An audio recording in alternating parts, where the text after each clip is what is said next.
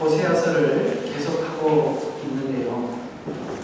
오늘은 이스라엘이 지금 하나님께서 손을 댈 수밖에 없는 상황까지 오게 된 원인을 제공했던 많은 사람들이 있었는데 그 중에는 왕도 있었고, 그 다음에 종교 지도자들도 있었고, 고관들, 이제 아마 그 옛날 성경 체계로는 방백이라 이렇게 표현이 되어 있을 것입니다. 여러분들도 이렇게 성경을 보시다 보면 우리가 평상시에 사용하지 않는 단어들이 많이 나와서 그런 이야기들을 그런 단어들이 나오면 모르는 단어니까 뛰어넘게 되는데, 한 번쯤 사전을 찾으셔서 읽어보셔야 성경이 좀 더 여러분 것이 되고 가까이 오게 되니까 그런 것들도 한번 여러분들이 하나님을 알기 위한 마음으로 한번 시도를 하셔서 그런 단어들을 한 번씩 찾아보시면 좋으리라 생각이 듭니다. 호세아서를 기록한 목적은 무엇이냐면, 호세아를 신랑으로, 고멜을 신부로 하나님께서는 하나의 예표로 삼으셔서 이스라엘 백성들이 지금 지은 이 죄와 허물들은 음행이다라는 걸 알려주기 위해서 호세아를 신랑으로, 고멜을 신부로, 예를 들어서 하나님을 신랑으로, 그 다음에 이스라엘 백성들을 신부로, 또한 예수님이 이 땅에 오셔서 우리에게 말씀하시기를 예수님은 신랑이라고 말씀하시고 우리에게 신부라고 말씀하시죠. 자, 신랑과 신부 사이에 있는 죄는 분명히 음행입니다. 그 둘 사이의 계약을 파기하는 것은 도덕적으로든 법적으로든 두 사람 사이에 어떤 어긋난 일을 하는 것은 분명히 음행입니다. 음행이라는 말은 두 부부 사이에 무언가가 끼어들어왔다는 뜻이거든요. 무언가가 다른 게 끼어들어온 거죠. 이걸 영적으로 좀 풀어보면, 우리가 하나님과 우리 사이에 하나님께서 우리를 피로 값주고 사시고 우리에게 어떤 하나님의 거룩한 삶을 요구하시고 요청하셔서 그 하나님께서 요구하는 그것 말고 다른 것을 추구하기 위해서 빠져나가서 그 사이에 내가 뭔가 그 하나님과 우리 사이에 다른 것을 내가 끼워 넣는 것, 그것을 이 호세아서는 음행이라고 합니다. 쉽게 말해서 제가 좀 어렵게 복잡하게 말씀을 드렸습니다만, 이 이야기는 이런 겁니다. 여러분의 신앙이 하나님과 예수 그리스도 사이에, 여러분과 우리 사이가 하나님과 예수와 하나님 사이에 순수한 그 십자가의 구원, 그 십자가의 구원과 은혜 이외에 어떤 다른 것을 기대하고 추구하고 바라는 것, 이런 것을 하나님은 오늘 이 호세아를 통해서 음행이다, 이렇게 우리에게 표현하는 거죠. 하나님과 우리 사이에 어떤 다른 것이 끼어 있으면 안 되는 거란 얘기죠. 자, 왜 음행인가? 또 이 음행을 하도록 조장한 세력은 누구인가? 에 대해서 오늘 설명을 하는 것 중에서 특히 이스라엘 백성들이 음행하도록 조장한 세력 중 세 세력, 하나는 왕, 두 번째 종교 지도자들, 세 번째는 고관들. 그러니까 고관이라고 하면 왕의 신하들을 이야기하고 하겠죠. 이런 사람들이 도대체 무슨 일을 했나라는 부분을 오늘 설명을 하고 있습니다. 그래서 오늘은 이 음행이 도대체 본질적으로 어떤 의미를 가지고 있는지 한번 살펴보도록 하죠. 자, 우리 이 말씀을 우리가 좀 심각하게 이해하기 위해서 성경 하나를 좀 보도록 하겠습니다. 좀 성경을 좀 찾아보십시오. 요한계시록으로 넘어가죠. 좀 호세아서는 이렇게 끼워놓고 요한계시록 21장 8절로 넘어가 보도록 하겠습니다. 거의 제일 끝에 있을 것입니다. 21장 8절. 여기에 이제 구원받지 못하는 자, 하나님 나라에 들어오지 못하는 자들에 대한 목록들이 여기 나와 있는데 음행하는 자가 들어가 있어서 놀랍습니다. 우리 한번 21장 8절 같이 시작. 그러나 두려워하는 자들과 믿지 아니하는 자들과 가증스러운 자들과 살인하는 자들과 음행하는 자들과 마술하는 자들과 우상 숭배하는 자들과 모든 거짓말하는 자들은 불과 유황에 타는 못에 참여하리니 이것은 둘째 사망이라고 하더라. 자, 이 요한계시록 21장 8절 이야기는 정말 잘 풀어야 됩니다. 이걸 우리가 일반적으로 세상 사람들이 생각하고 있는 도덕적 관점에서 풀면 전혀 어긋나는 겁니다. 그런 이야기가 아니에요. 거짓말 한번 하면 천국 못 간다, 이런 이야기가 아니고, 두려워하면 천국 못 간다, 이런 말들이 다 이해가 잘 안 가지요. 언제 한번 자세히 한번 풀어드릴 테니까, 이 이야기는 짧은 시간에 풀 수 있는 이야기는 아니나 여기에 분명히 어떤 목록이 들어가 있냐면 음행하는 자 둘째 사망에 들어간다라고 말하는 것은, 이 둘째 사망은 하나님이 심판하실 심판에 관한 이야기죠. 그런 차원에서 오늘 이 음행이라는 것을 여러분 그냥 넘겨 듣지 마시고 좀 심각하게 들어달라는 차원에서 오늘 이 성경 구절을 한번 생각해 보았습니다. 자, 그러면 음행이 뭔지를 하나하나 좀 풀어보도록. 1절을 한번 보시죠. 이렇게 말씀하고 있죠. 자, 다시 빨리 넘으셔서 호세아서 5장 1절. 오 제사장들아, 누구에게 말해요? 제사장들. 그 다음에 이스라엘 집, 이렇게 표현하는 것은 그 당시에 고관들, 방백들을 이야기하고 있고, 그 다음에 왕의 집, 이스라엘의 왕을 지칭하고 있습니다. 그럼 들어라 그러면서 그들에게 이렇게 이야기를 합니다. 너희가 미스바의 올무가 되었나니 다볼 위에 친 그물이 되었습니다. 자, 올무, 그물. 그러면서 지명이 두 개가 등장하는데 하나는 미스바, 하나는 다볼이라는 곳이 등장합니다. 자, 이 미스바는 요수아서 15장 1절에서 15절까지 좀 길지만 제가 풀어드리면 이런 이야기입니다. 원래 이스라엘 백성들이 가나안 땅을 정복할 때 북쪽에 있는 땅을 하려고 하니까 북쪽에 있던 그 가나안 땅에 있는 사람들이 서로 연합군을 형성을 해서 이 가나안 땅으로 들어오고 있는 이스라엘 백성을 막아보려고 연합군이 와서 전쟁을 할 때 하나님께서 그 전쟁을 여호수아를 통해서 승리하게 하신 사건을 지금 오늘 이 미스바라는 말로 표현하고 있습니다. 우리는 미스바 그러면은 사무엘상에 나오는 사무엘의 미스바, 회복 운동을 자꾸 생각을 하는데, 지금 그 미스바는 사무엘 당시에 있었던 미스바를 이야기하는 것이 아니라 이스라엘 백성들이 이제 가나안 땅을 점령하기 위해서 연합군이 몰려왔을 때 여호수아를 통해서 그 연합군을 승리하게 만들었던 그 사건, 그 일을 누가 했다고요?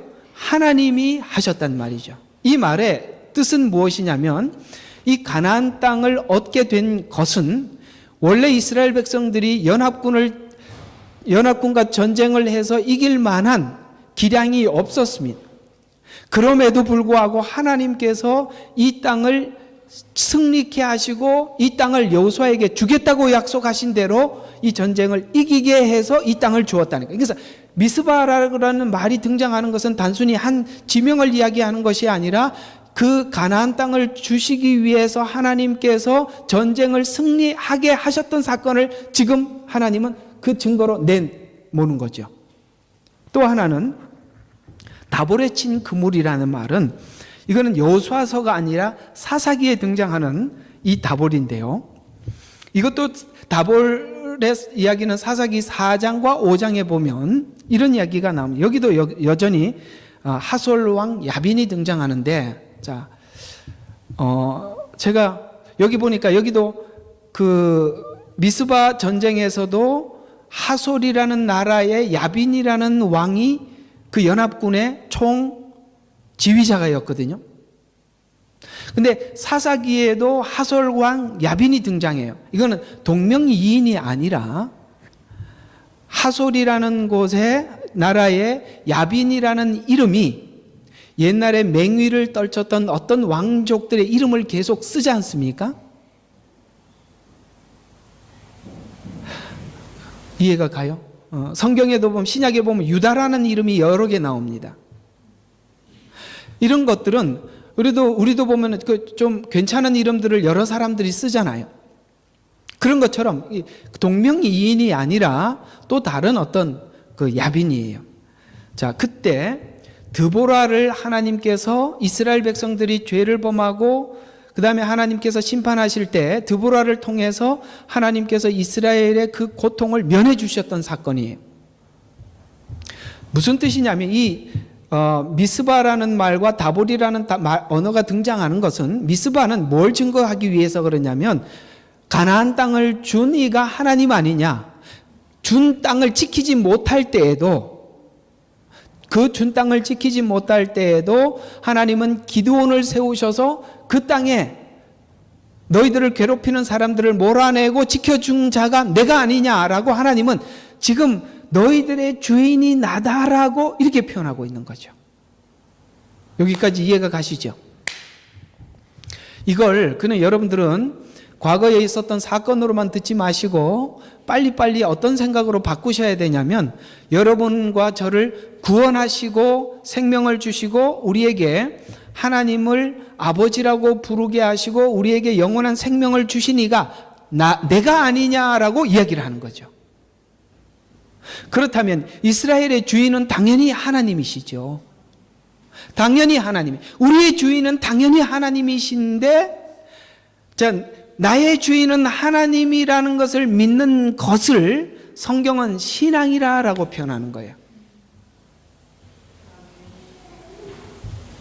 여기까지 이해가 가시죠? 여러분과 저의 신앙 고백은 똑같습니다. 예수님을 나의 구주, 나의 아버지라고 이렇게 부르지요. 그러면 우리는 하나님을 우리는 왕으로, 또 더 가깝게는 그러니까 신랑으로, 우리는 신부로, 그렇다면 이 사이에 다른 어떤 것이 끼어 들어올 수는 없는 거죠. 근데 그 사이에 누가 끼어 들어왔냐면, 오늘 본문이 말하고 있는 왕이, 제사장이, 고관들이 들어와서 그들이 하나님을 향한 신앙을 이용해서 당신들이 원하는 어떤 것을 추구했다는 거예요. 이렇게만 설명만 해줘도 지금 교회에서 일어나고 있는 음행이 뭔지 금방 이해가 가시죠? 예, 바로 그 부분이에요. 그래서 또 하나 더 봐야 될 게 있는데, 그게 뭐냐면 4장 15절, 그 앞에 있는 4장 15절 말씀도 똑같은 이런 이야기입니다. 4장 15절에 보면, 이스라엘아 너는 비록 장려짓을 하여도 유다를 실족해 해서는 안 되나니 너희는 어디로 가지 말고 길갈로 가지 말고 베다웬으로 가지 말며 주의 살아계심으로 맹세하지 말라. 자, 길갈 가지 마라. 벳아웬, 요거는 원래 이름이 베델이라는 이름이 지금 벳아웬으로 바뀐 거거든요. 좀 길갈은 뭐냐? 이스라엘 백성들이 요단강을 건너려고 할 때 물이 가득 차서 건널 수가 없었죠. 근데 제사장들이 법궤를 메고 요단강에 들어섰을 때 하나님이 홍해를 가른 것처럼 요단강을 가르셔서 이스라엘 백성들이 건너서 하나님께서 이 땅을 주셨다는 것을 잊지 말고 후대에게 기억하기 위해서 기념비를 세운 곳이 길갈입니다.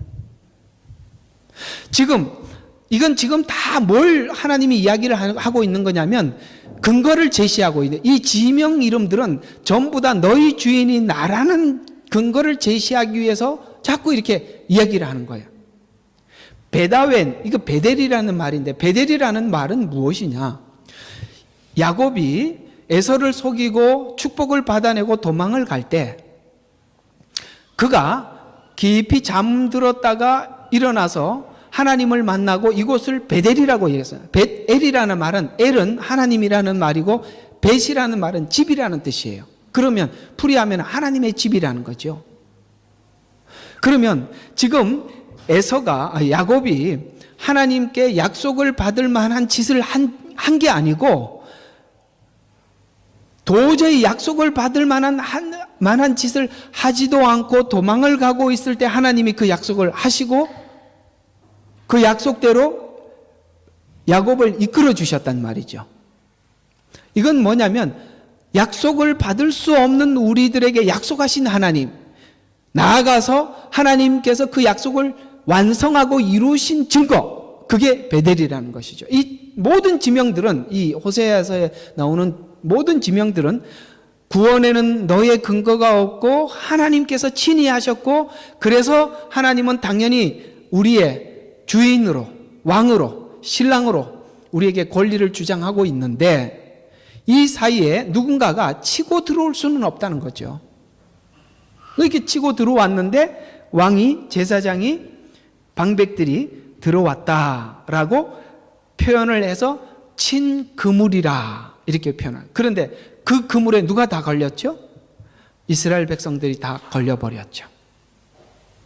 오늘 왜 이렇게 설명을 길게 해야 되냐면 뒤에 설명이 강력하게 여러분들한테 이해가 되어야 하기 때문에 이 부분을 제가 좀 자세히 설명할 필요가 있어서 이렇게 많이 설명을 했으니까 뒤에 이야기를 들어보면 이게 왜 그렇게 심각한지 이해가 되게 될 것입니다. 이걸 모두 합하면 이런 이야기입니다. 자, 하나님께서 주신 구원과 축복을 왕이나 제사장, 방백들이 가로챘는데 사실 이스라엘 백성들 마음속에는 하나님께서 이렇게 하셨다라는 것을 알고 믿는 믿음이 있어요. 믿음이 있어요. 이 믿음이 뭘 하게 했냐면 이 믿음이 원래 북이스라엘과 남유다가 갈라졌잖아요. 그럼 북이스라엘은 원래 하나님께서 이 땅을 주셨다는 믿음이 있는 백성들이었기 때문에 예루살렘에 가서 하나님께 예배하고 경배하고 이런 일들을 하려고 했지만 왕들이 그걸 막아버렸죠. 이게 열왕기상 14장인가 이렇게 등장을 하는데 그때 길을 막고 그 예루살렘에 가서 예배하지 못하도록 하고 대신 어디에서 오늘 이렇게 이름을 말씀드렸던 베델, 길갈 이런 곳에다가 산당을 지어놓고 여기다가 예배를 하라고 그들의 신앙을 훔쳐버렸죠. 근데 왜 예루살렘에 가지 못하게 했냐면 예루살렘으로 가게 되면 이미 이스라엘이라는 나라는 분단이 되어 있잖아요. 그러면은 예루살렘으로 가면 북이스라엘 사람들은 우리의 정체성은 북이스라엘이 아니라 남유다다라고 생각을 하고 왕을 죽이고 이제 그 열왕기상에 있는 말씀대로 하면 그대로예요. 왕을 죽이고 이스라엘 백성들이 남유다에 편승할까봐 정치적으로 그들이 가지고 있는 신앙을 뺏어서 정치적으로 이용하기 위해서 만든 작전이란 말이죠. 이걸 자꾸 여러분들이 머릿속에 자꾸 바꿔서 생각을 해보면 제가 굳이 설명을 안 해도 서기만 해도 무슨 이야기인지 빨리빨리 이해를 하셔야 돼요. 여러분 성도들 마음속에는 하나님을 향한 신앙이 있어요. 하나님께서 여러분들에게 하신 일들을 알고 있고 믿고 있습니다. 근데 이 믿음을 누군가가 자기 어떤 세력, 권력 이런 것을 얻기 위해서 이용하고 있고 이용할 수 있다는 사실에 대해서 여러분은 속아서는 안 되는데 문제는 북이스라엘 백성 전체가 속아버렸다는 거예요. 왜 속았을까요? 여러분 한번 물어봅시다. 이걸 좀 물어볼 필요가 있어요. 모든 책임을 속인 왕이나 제사장이나 방백들에게 있다고 얘기를 하면 성도들은 책임이 없고 모든 책임은 교회에 있는 그 목사들에게만 있어요. 그렇잖아요? 그러면 백성들에게는 책임이 없냐? 한번 물어봅시다. 자꾸 내가 이렇게 얘기를 들어보면 성도들마다 그런 얘기들을 자주 해요. 오늘은 좀 그 부분을 논하고 싶어요. 성도들이 하는 이야기, 내 신앙이 이렇게 엉터리가 된 것은 아무개 교회 때문이고 아무개 누구 때문이라고 이렇게 자꾸 이야기를 하시는데 지금 북이스라엘이 신앙이 전부 다 변질되어 버렸잖아요. 그러면 그건 전부 다 왕이나 제사장이나 방백들의 문제인가요? 아니면 백성들이 문제가 있는 건가요? 백성들에게 문제가 있는 겁니다. 그걸 정치 세력은 이용했을 뿐이에요. 여러분, 이 정치라는 건 야비해요. 권력이라는 것은 그렇습니다. 권력은 권력을 잡기 위해서 상대방이 가지고 있는 어떤 것들을 이용해서 자기가 권력을 잡는 데만 몰두할 뿐이죠. 잡고 나면 뭘 하려고 그러냐면 그 권력을 잡고 나면 그 권력을 유지시키는 것에 신경을 쓰기 때문에 당연히 우리는 그 사이에 뭐가 빠지냐면 우리 속에 있는 신앙도 내놓아야 하고, 내놓는다는 말 아시겠어요? 그것도 내 속에 있는 신앙도 내놔야 하고 도덕성도 내놔야 그걸 유지시킬 수 있어요. 사실은 이 호세아서는 이런 부분들을 다루고 있는 거거든요. 지금 겉보기에 이스라엘이 우상숭배했다, 겉에다만 놓고 이야기하는 게 아니라 우리 속에 뭐가 있어서 이렇게 됐나라고 묻는 거예요. 우리 속에 무엇이 있어서 자꾸 바깥에다가 책임을 지우지 마시고 내 속에 있는 어떤 죄성, 하나님께 순종하지 못하는, 그리고 내가 주님 앞에서 자기를 부인하고 십자가를 지고 싶은 마음이 전혀 없는 내가 무엇으로 대처하고 무엇으로 핑계대고 있나? 이 부분에 대해서 우리가 냉철하게 자기 자신을 돌아봐야 할 필요가 있는 것이 오늘 이 호세아서가 중점적으로 우리에게 하고 싶은 메시지예요. 백성들 마음에는 하나님을 그렇게 까다롭게 섬기고 싶은 마음이 없는 거예요. 편하고 싶은 거예요. 성도들 마음속에 그런 편리주의의 신앙이 있단 말이에요. 편의주의의 신앙이 있단 말이에요. 그러니까 이런 편의주의 신앙을 내가 제공해 주겠다고 여로보암이 10지파에게 공개했을 때 그들은 전부 다 여로보암을 따라서 북이스라엘로 올라갔지 않습니까? 만약에 이게 지금 신앙의 편의주의를 제공하고 있는데 이건 하나님이 우리에게 원하는 신앙생활이 아니라고 그들이 왜 알아채지 못하겠습니까? 정당한 생각을 하는 성도라면 그런 생각을 금방 눈치챘을 것이에요. 그래서 북이스라엘이 갈라질 때 이미 그들은 따라가지 않고 선을 그었어야 정상이었어요. 따라 올라간 이유는 그들 마음속에 신앙의 편의주의, 쉽게 신앙생활하고 싶은 마음이 있었다는 증거 아니겠어요? 아멘 좀 하시죠. 왜 이렇게 참 중요한 이야기를 하는데 생각만 하고 계시나요? 그냥 들으십시오. 그냥 들으십시오. 앞으로 이 이야기들은 계속 5장, 6장, 7장 계속 나옵니다. 왜냐하면 하나님이 이걸 지적하고 있기 때문에 그래요. 이건 제 얘기가 아니라 호세아서가 그렇게 맥을 잡고 가고 있다고요. 우리는 우상 숭배 그러면 밖에 있는 어떤 우상을 이야기하는데 성경은 속에 있는 우상을 꺼내놓으라는 얘기예요. 우리 마음속에는 쉽게 신앙생활하고 싶은 신앙의 편의주의가 사실은 오늘날 이걸 조금 확대해서 현실적으로 설명을 하면 교회를 프로그램화시키고 대형화시키는 겁니다. 이 호세아서를 냉철하게 그걸 이제 자꾸 이렇게 이 내 책임 아니고 과거의 이스라엘 문제야 라고 이렇게 밀어내버리면 여기에 우리가 얻을 게 없지만 냉정하게 이것이 납니다라고 속에 들어가서 회개하기 시작하면 지금 이 상황이 너무 닮아가고 있는 거예요. 이스라엘 백성들이 이렇게 편의적인 신앙생활을 내가 제공해 주겠다고 여로보암이 이렇게 공개적으로 이야기를 했을 때 우리가 정상적인 눈을 가지고 성경을 보면 이건 하나님이 원하는 신앙생활이 아니구나라고 그들이 금방 알고 따라가지 않았었어야 되는 거예요. 가놓고 그리고 그들은 더 이상 이 마음이 남유다에게 빼앗길까 봐 정치적으로 마음을 싹 바꾸어서 절대 가지 못하도록 선을 그어놓은 거예요. 예루살렘으로 내려가지 못하도록 하고 그들의 신앙은 표현은 해야 되니까 베델에 금송아지를 세우고 거기다 예배하라는 거예요. 오늘 이 북이스라엘의 문제는 신앙 편의주의 때문에 여기까지 온 겁니다. 작은 출발이 조금 쉽게 하지 뭐 라는 생각들이 이렇게 커져가는 것이고, 그리고 오늘 여기 본문에 읽은 대로 하면 하나님께서는 그들이 돌이킬 마음이 없다라고 이렇게 말씀하고 있습니다.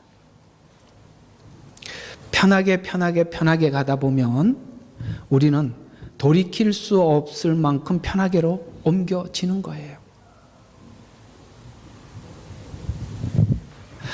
오죽했으면 히브리서에서 이렇게 표현했겠습니까? 마지막 때 모이기를 패하는 어떤 사람들의 습관을 쫓지 말고 그날이 가까이 옴을 볼수록 더욱 그러하자. 무슨 말입니까? 여러분, 마지막 때가 되면 될수록 사람들은 바빠지게 되고 모이기를 패하는 것에 익숙해져 갑니다. 그러나 하나님은 그렇게 하지 말래요. 왜? 이 마지막 때와 같은 어두운 시대를 살아가기 위해서는 우리 더 많이 모여야 하고 더 많이 교제해야 하고 말씀을 나누어야 하고 기도해야 여러분과 저의 신앙을 지킬 수가 있어요. 그 모이기를 패하는 어떤 사람들의 습관이라는 말에 내포된 의미는 신앙 편의주의가 성도들 마음속에 자리 잡아가는 때가 마지막 때라는 이런 의미가 거기 담겨 있는 거예요.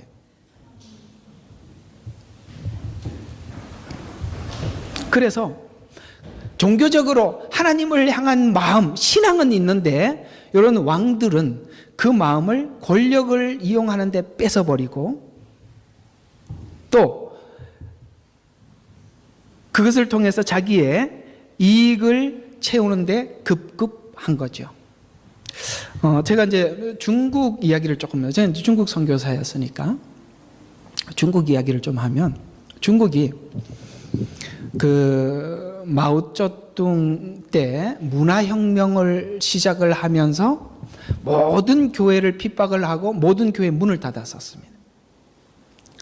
얼마나 그게 심했던지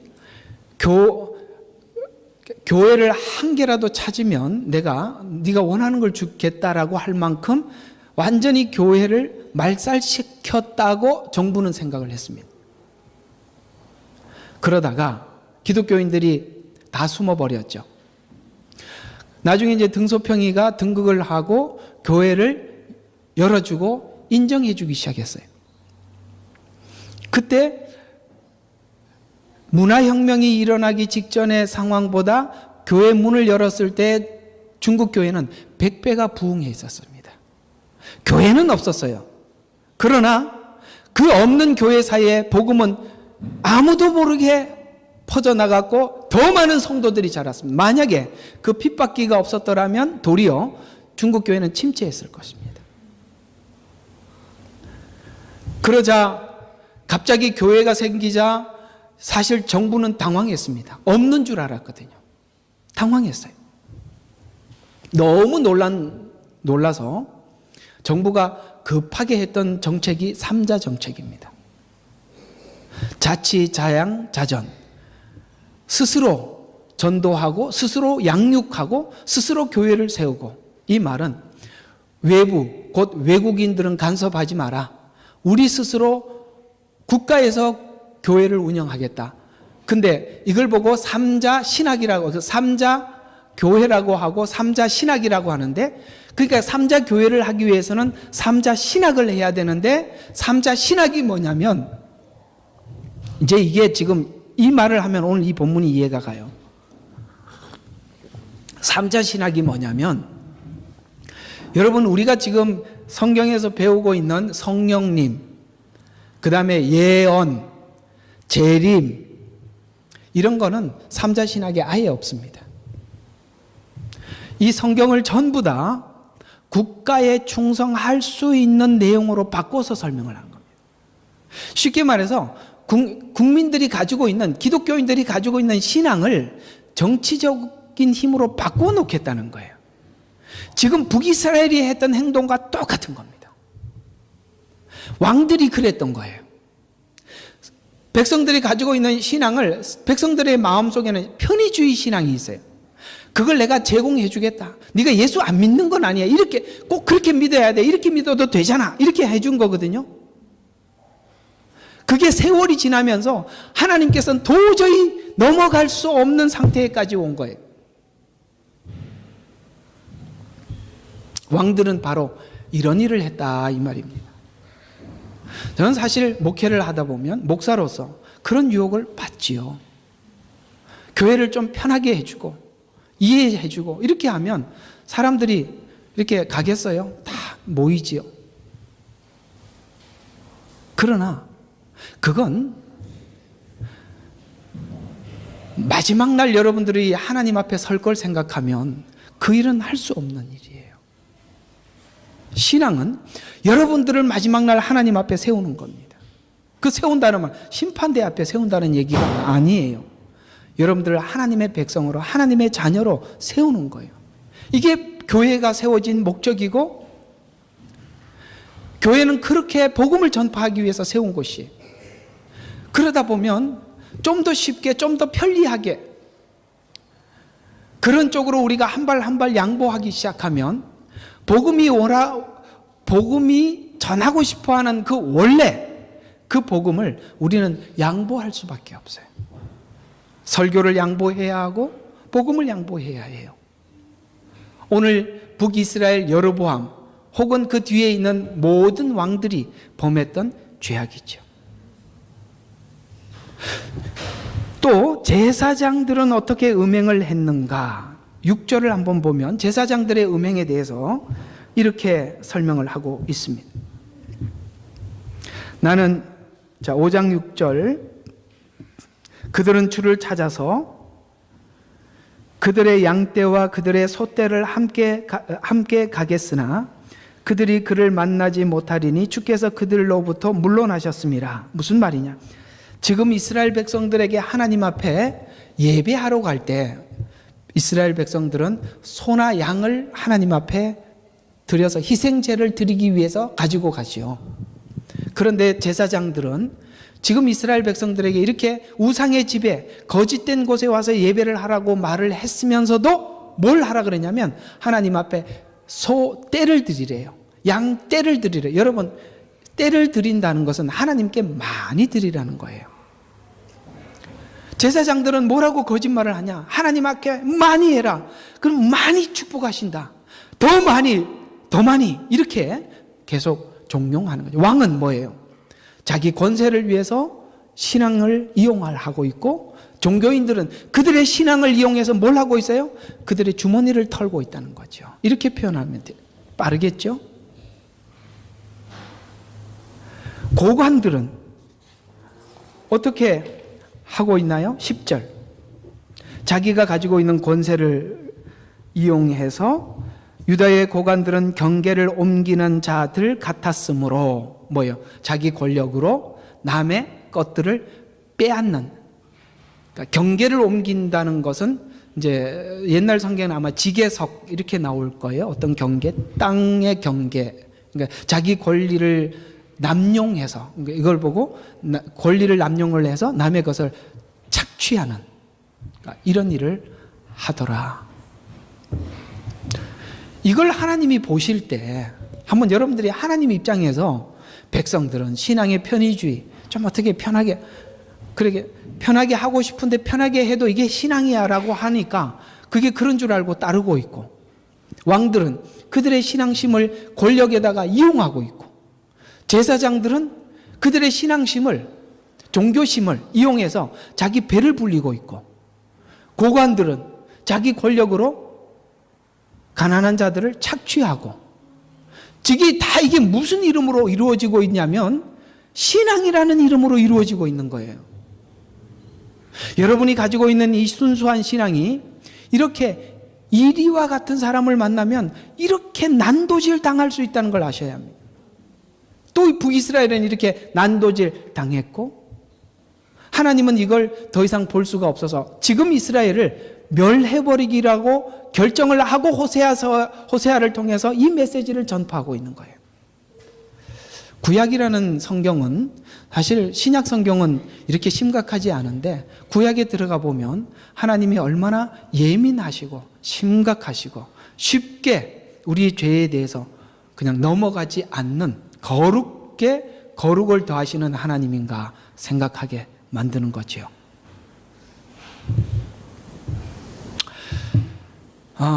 어떻게 이스라엘 백성들의 마음을 빼앗아 갔을까요? 우리 사무엘하 15장 한번 보도록 하죠. 사무엘하 15장 1절에서 6절. 사무엘하 15장 1절에서 6절입니다. 자, 그 후에 압살롬이 자기를 위하여 병거들과 말들과 자기 앞에 달릴 50명을 예비하더라. 압살롬이 일찍 일어나서 성문길 곁에 서서 송사가 있는 어떤 사람이 재판을 청하려고 왕에게 오면 압살롬이 그를 불러 말하기를 내가 어느 성읍에서 오느냐 하고 그가 말하기를 당신의 종은 이스라엘 지파 중에 하나에 속하였나이다 하면 압살롬이 그에게 말하기를 보라 내 일이 옳고 바르나 너를 들을 왕의 대리자가 없도다 하고 압살롬이 또 말하기를 오 내가 이 땅에서 재판관이 되었더라면 고소하고 송사할 일이 있는 사람마다 내게 올 때 내가 그에게 정의를 베풀었으리라 하더라. 자, 정의를 베풀었으리라 하더라. 요거 기억하시고 그리하여 누가 그에게 와서 그에게 절하려 하면 요것도 기억하세요. 자, 그가 손을 내밀어 그가 손을 내밀어 그를 잡고 입맞추더라. 요것도 기억하시고 왕에게 재판을 청하려 오는 온 이스라엘에게 압살롬이 이같이 행하여 압살롬이 이스라엘 사람들의 마음을 뭐 했다? 도둑질했다. 이거예요. 이게 무슨 말이냐면 원래 이스라엘 백성들이 다윗 왕을 만나러 왔어요. 다윗 왕이 부재 중이면 다윗 왕이 어떤 누군가를 보내서 성문 앞에서 재판이 필요한 사람들이 재판을 받으러 왔었어요. 그 당시에. 그런데 압살롬이 거기에 앉아서 그걸 어떤 그 마음이 그 힘든 사람들이 와서 판결을 해달라고 오면 대리자가 없으니까 또 왕도 바쁘시고 왕의 대리자도 없으니까 네가 나한테 네 어려움을 고해라. 그렇게 해서 막 나는 이러한 일로 이렇게 왔습니다라고 하면 그러면 그가 아까 그가 5절에 보면 그에게 와서 그에게 절하려 하면 여러분 절을 한다는 것은 상하 관계를 이야기하는 겁니다. 상하 관계. 근데 뭐라고 이야기해? 그가 손을 내밀어 그에게 입을 맞추더라. 이거는 평등 관계예요. 여러분 여기 속는 거거든요. 여러분 상하 관계 그러면은 여러분들은 싫지요. 평등 관계 그러면 좋지요. 여기 속아버린 거거든요. 상황을 잘 생각해 보세요. 이 모든 상황이 사람들의 마음을 뺏는 과정이 이런 겁니다. 그런데 하나님은 이런 짓을 하는 걸 보고 사람들의 마음을 도둑질했다 이렇게 표현한 것입니다. 성경은 보면 이런 부분에 대해서 우리가 불편할 수가 있어요. 뭐냐면 하나님은 거룩하시고 그분은 우리에게 명령하시는 분이고 우리는 무조건 따라야 되는 분이고 사람들이고 이 부분에 대한 어떤 보이지 않는 불편함이 있고 왜냐하면 나는 싫은데 이렇게 하라고 하십니까? 이런 것도 있고 또 뭐가 있냐면 교회는 수평적이면서도 하나님은 굉장히 수직적입니다. 교회는 하나님은 당신의 종을 교회에다 세우시고 당신의 종에게 말씀하시고 당신의 종을 통해서 이 일을 하십니다. 그런 관계 속에서 보면 여러분들은 또 수직이 되지요. 근데 그 수직을 오늘 여기 압살롬이 뭐라고 이야기하냐면 아니야 수평이야 이렇게 이야기하는 거죠. 절하려 하면 입을 맞추더라. 하나님이 이걸 뭐라고 이야기하시더라? 도둑질했다 이렇게 표현하죠. 이스라엘 백성들은 지금 누구를 만날 마음이 있어요? 하나님을 만날 마음이 있고 하나님 앞에 예배할 마음이 있어요.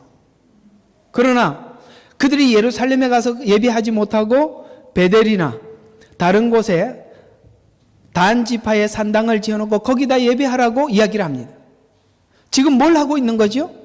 하나님께 가야 할 마음을 빼앗고 있죠. 도둑질하고 있죠. 신랑과 신부는 사랑은 나눌 수 없어요.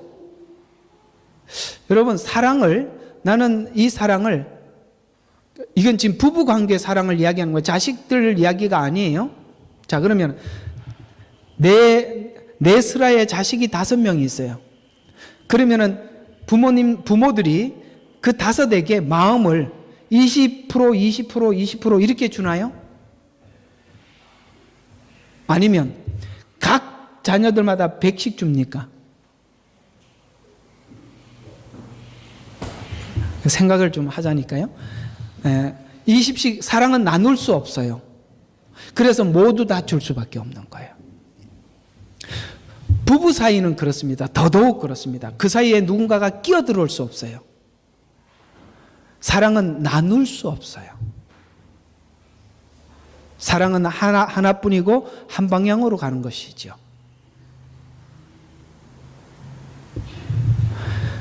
그래서 이스라엘 백성들이 하나님을 향한 마음을 다른 어떤 술수를 써서, 하나님이 수직적이냐 나는 수평적이다 이래서 뺏어버린 거죠. 압살롬이 그렇게 했듯이. 그것은 말은 좋아 보이지만 사실은 상대방의 마음을 뺏기 위한 언어들입니다. 그래서 하나님은 그걸 도둑질이다 이렇게 표현하고 있는 것이죠.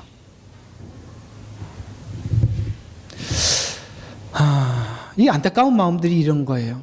우리는 하나님 앞에 순수한 신앙이 있고 순수한 마음이 있는데 그 순수함을 이용하는 사람을 만날 수 있다는 것에 대해서 여러분 어떻게 생각하십니까? 우리가 신앙을 오랫동안 가지고 지켜야 할 입장에서 이 부분은 꼭 생각을 해보고 넘어가야 할 부분입니다. 마냥 순진한 게 전부는 아닙니다. 너희는 뱀처럼 지혜롭고 비둘기처럼 순결해야 합니다. 우리 속에 하나님을 향한 순결한 신앙은 가지고 있어야 합니다. 그러나 지혜롭지 못하면 이 순결은 난도질 당하는 겁니다.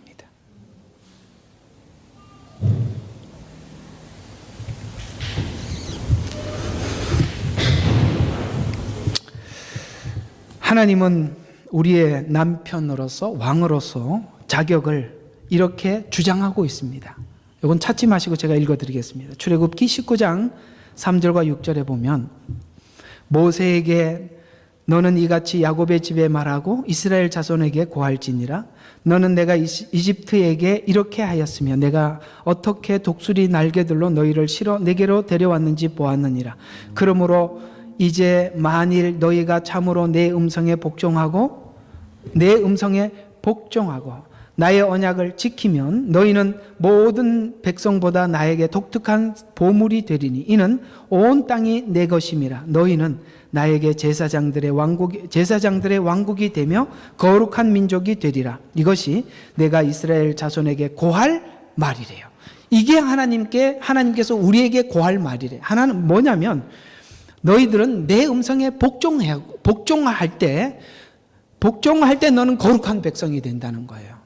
무슨 말이냐면 하나님께서 우리를 구원하신 이유는 우리를 거룩한 백성이 되게 만드는 게 하나님의 목적이에요.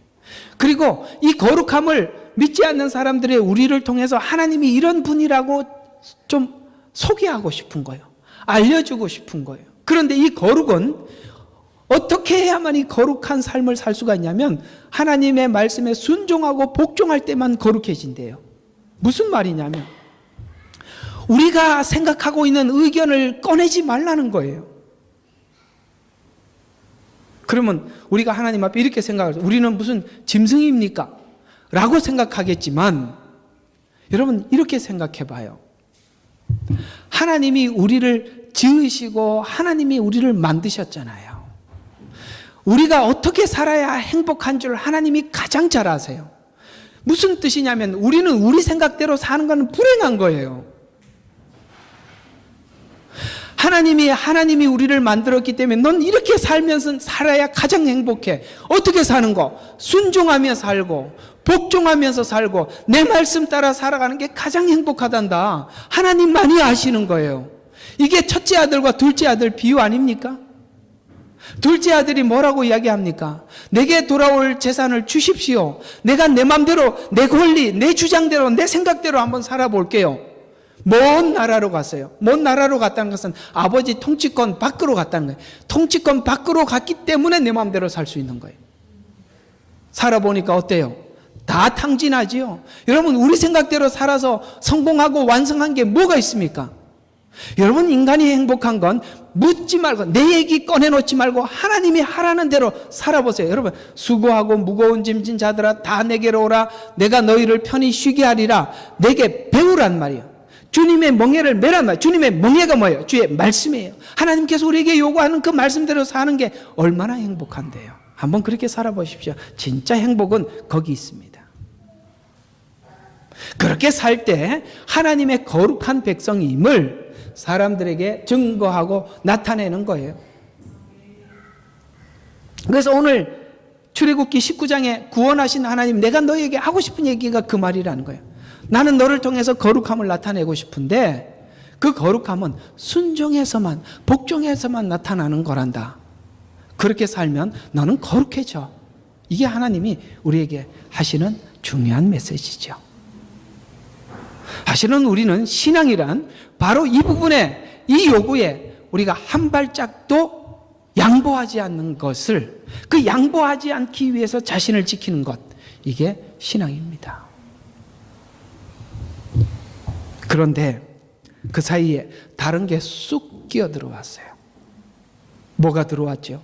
사기꾼들이 들어왔고, 사기꾼들의 말에 현혹되어 그들이 조금 우리에게 준 안정, 번영, 평화, 이제는 그걸 지키기에 급급해서 하나님을 믿는 믿음이, 하나님 주신 안정, 하나님이 주신 평화, 하나님이 주신 축복, 그걸 내가 지키게 해주세요라는 기도밖에 할 줄 모르는, 그렇게 살면 하나님을 평생 만나지도 못할 수 있습니다. 왜? 하나님은 거기에 응답하신 적이 없거든요. 정상적인 하나님의 자녀라면 하나님을 한 번도 경험해보지 못할 수도 있어요. 따라서 우리 기도 제목과 우리 마음속에 하나님 앞에 요구하는 것들이 뭔지 한번 세세하게 솔직하게 꺼내나 보십시오. 자기를 속이지 말고 꺼내나 보십시오. 신앙의 편의주의, 신앙의 안정, 평화, 축복, 이런 것들이라면 하나님과 우리 사이에 그게 끼어들어와 있는 것입니다. 그걸 성경은 뭐라고 이야기하더라고요? 오늘 주제가 뭐라고요? 음행이라고. 그게 음행이라고. 자, 결론적인 말씀 하나, 15절을 한번 보도록 하겠습니다. 내가 내 자리로 돌아가 그들이 그들의 범죄를 인정하고 나의 얼굴을 구할 때까지 있으리니 그들이 고난 중에 있을 때 나를 먼저 찾으리라. 하나님께서 내놓은 답입니다. 이렇게 할 때 얼굴을 찾겠대요. 이렇게 할 때. 뭐를 인정을 할 때까지? 그들의 범죄를 인정할 때까지. 무슨 말이냐? 지금 이스라엘이 가지고 있는 문제는 뭐냐면, 진짜 큰 병이 뭐냐면 자기들이 가지고 있는 문제를 자기가 모르고 있다는 게 큰 문제입니다. 주일 낮예배 시간에 너무 심한 설교를 하는 것 같아서, 심하더라도 원래 이게 또 복음이니까 한번 들어보십시오. 어디 가서 듣겠습니까? 저희 교회 와야만 듣죠. 자, 몰라요. 인정을 할 때까지라는 말은 몰라요, 본인이. 사실 우리가 예수님 만나서 깜짝 놀라는 게 뭐냐면 내가 가장 의롭다고 생각했던 게 가장 죄라는 거, 그런 것들이 있거든요. 이거 아멘 할 수 있는 사람은 진짜 예수님 만난 경험이 있는 분들입니다. 자기가 가장 의롭다고 생각했던 것이 가장 하나님 앞에 큰 죄였습니다. 왜냐하면 이들은 인정을 하질 않아. 그 인정할 때까지 나는 내 자리로 돌아가겠다. 무슨 말이에요? 나는 내 자리로 돌아간다는 말은 오늘 호세아서 기록대로 한다면 하나님께서 이스라엘에게 신명기에 말씀하신 것처럼 이렇게 하면은 복 주고 이렇게 하면은 내가 너희를 저주하겠다라는 하나님의 그 자리로 돌아가겠다는 거예요. 여러분, 평상시에 부모들은 자녀들에게 사랑을 베풀고 은혜를 베푸는 자로 부모가 자식 앞에 서 있지 늘 매를 들고 서 있지는 않지요. 그러나 오늘은 하나님이 이제는 매를 들고 내 자리로 돌아가겠다는 거죠. 언제까지? 너의 잘못을 인정할 때까지. 그리고 얼굴을 구할 때까지. 무슨 말이냐? 이들은 지금 하나님을 구하는데 하나님의 손을 구한 거예요. 하나님 손에 있는 거 그거 달래요. 근데 하나님은 얼굴을 구할 때까지 뭐예요? 정상적 관계. 사랑하는 사람은 어디를 보고 싶어요? 얼굴 보고 싶죠. 능력 있는 사람에게 능력 있는 사람은 손이 보여요. 그 사람이 가지고 있는 거 저거에 있는데. 그러나 사랑은 손을 보지 않고 얼굴을 보지요. 얼굴을 구할 때까지 기다리겠다. 이게 오늘 5장의 이야기입니다. 사랑하는 여러분, 성도들 마음속에 축복과 편리주의와 편의주의와 기복주의 이런 것들이 깔려 있으면 그걸 이용해 먹는 악한 사람들을 만날 수 있어요. 여러분, 예수 믿는 거 쉽게 믿으려고 생각 아예 하지 마세요. 그러면 무조건 잘못 가요. 그럼 무조건 잘못 가요. 여러분, 우리가 하나님이 요구하시는 어떤 부분에 대해서도 양보하려고 하지 마세요.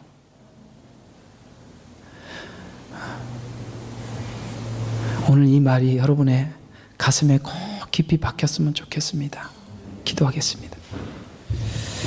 사랑이 많으신 아버지 하나님, 우리가 성경을 보고 볼 때마다 하나님이 얼마나 우리가 거룩해지기를 원하는지 또 확인하게 되지만 그 거룩에 우리는 참 많은 얼룩을 묻히는 것 같습니다.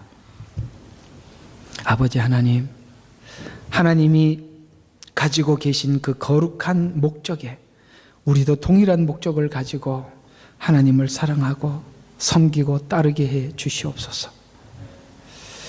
우리가 우리 신앙에 조금도 양보하지 않게 해 주십시오. 아무리 힘들어도 예배 나오게 해 주십시오. 아무리 어려워도 기도 시간은 양보하지 않게 해 주십시오. 아무리 어려워도 내가 하나님과 약속한 어떤 것을 미루지 말게 해 주시옵소서. 그래서 주님 오시는 그날까지 우리의 영과 혼과 육이 온전히 보존되게 하옵소서. 예수 그리스도의 이름으로 기도드렸습니다. 아멘. 찬송가 315장 부르시고 축도하고